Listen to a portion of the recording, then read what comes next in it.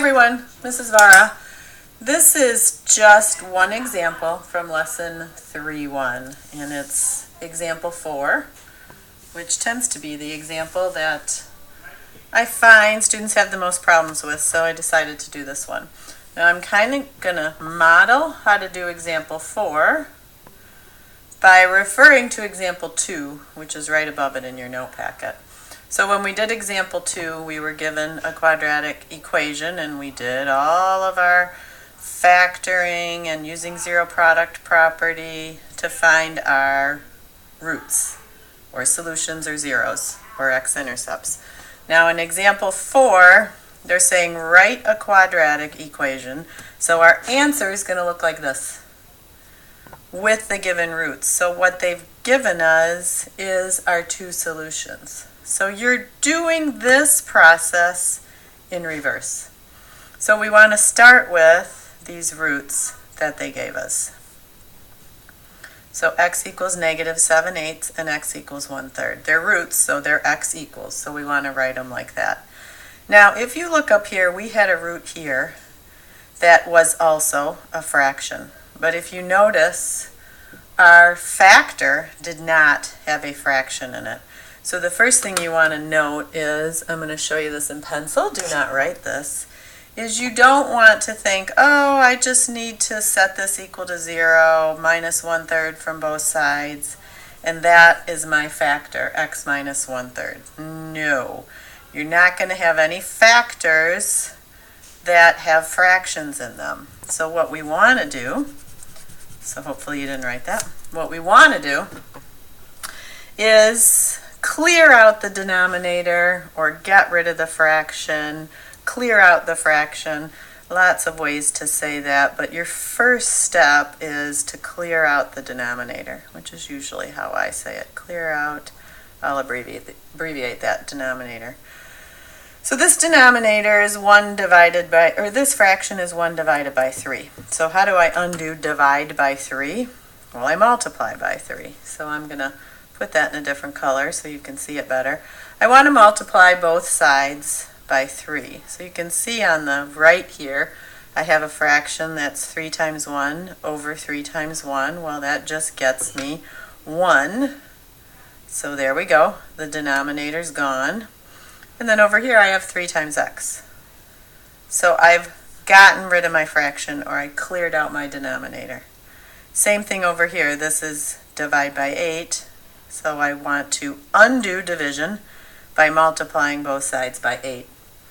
And on the right here, I'm left with, if I write that 8 as a fraction, I have negative 56 on the top and 8 on the bottom. So that's going to be 7, or you can think 8 divided by 8, these 8's 1 out, and I'm left with negative 7 on the right. On the left, I have 8 times x. Okay, so I've gotten rid of my fraction.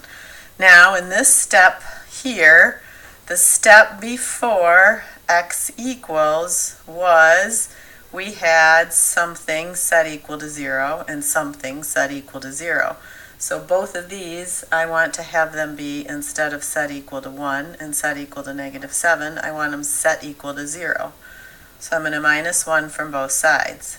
On the left, I'm going to have 3x minus 1 equals 1 minus 1 is 0.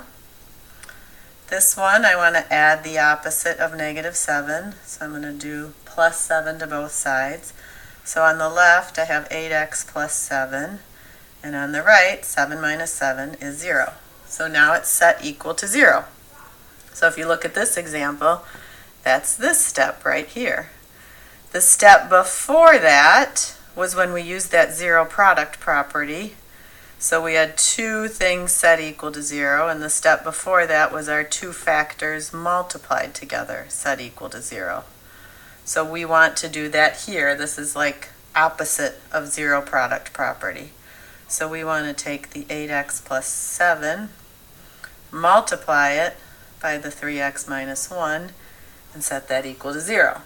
So think in reverse when we go from this step to this step, like we did up here, this step to this step, we're using that zero product property. Okay, now up here, the step before this, where we got our factors, was doing our X box or our factoring. So now down here, we want to use our box again, but this time we know the factors, we know the outside, we need to fill in the inside of the box. So we can put our factors on the outside. Doesn't matter whether you put them along the top or along the side or which one you put where. And then we want to fill in our box. So we multiply what's on the outside to fill in the box. So 8 times 3 is 24, x times x is x squared. 7 times 3 is 21, don't forget the x. 8x times negative 1, negative 8x.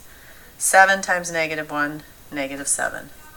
So in here basically is our quadratic equation, right? Because up here, when we factored, we put our equation inside the box. And that's how we found our factors.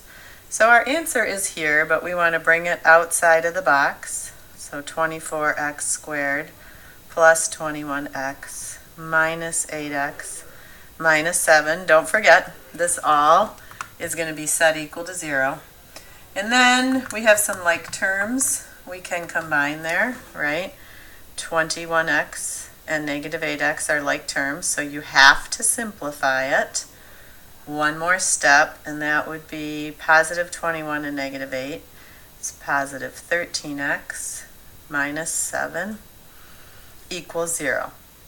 So this is a quadratic equation, right? It's an equation, has an equal sign. It's a quadratic, has an x squared, with the roots negative 7/8 and 1/3.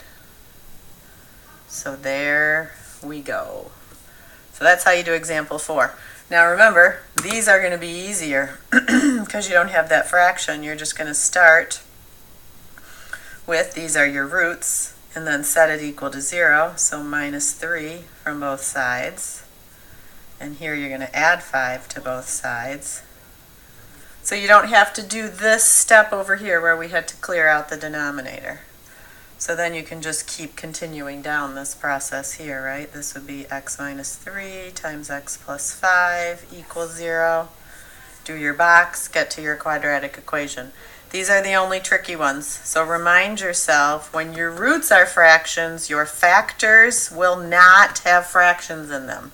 You have to get rid of the fraction by clearing out the denominator.